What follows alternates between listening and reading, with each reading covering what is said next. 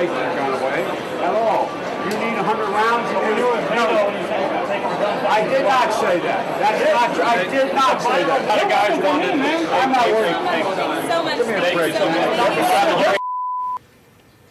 Okay, let me give you some context if you missed that moment. Joe Biden was confronted by a person at one of his events that he was obviously making his pitch to, who accused him of wanting to take his guns away. Joe Biden got to the straight talk real quick, said, "You're full of bleep," and they went at it. And I would posit, David Jelly, I'm coming to you because you're the statesman at the table. No offense to the rest of you. You know, let's not be precious. Whoever wins the Democratic primary will run against a man who writes checks to keep affairs with porn stars secret. Let's not be precious. If that's how you have to defend yourself from it, it's not true. Joe Biden actually doesn't have Beto O'Rourke's position, which is what the auto worker said, which was for some sort of, I'm not even sure that Beto has this position, but this idea of some confiscation of some weapons.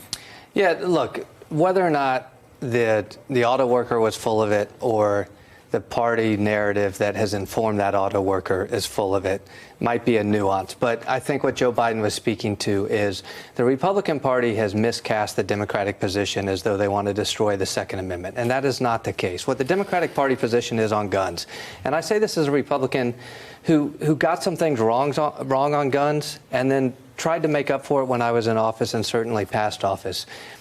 The Second Amendment is a fundamental right, but it is not an absolute right.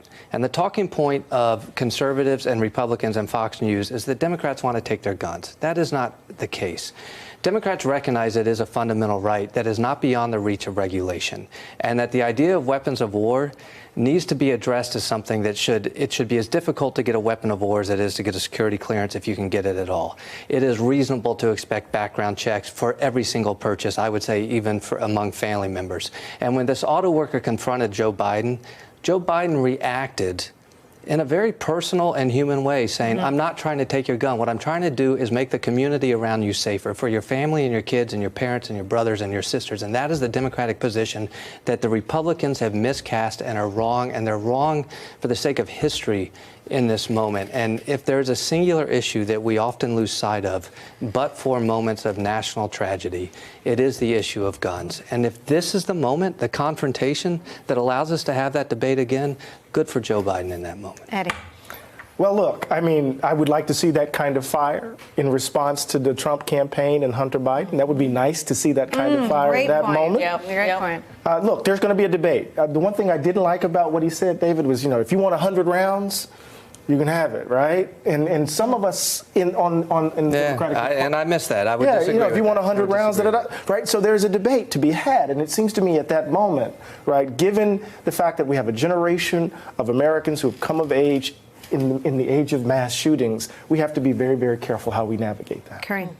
I was just going to say that the news cycle moves so fast that we're not even going to remember this video. I know. I didn't want to let it get away, though. Right. But look, I think I agree. People want a fighter. We see that over and over again. They want someone who can take it to Trump, who is going to fight for them, who can win. And when you see that from Joe Biden, it gives you that imagination. It gives you, okay, how will Joe Biden be on stage with Donald Trump? How will he react? But I agree. I want to see more of that.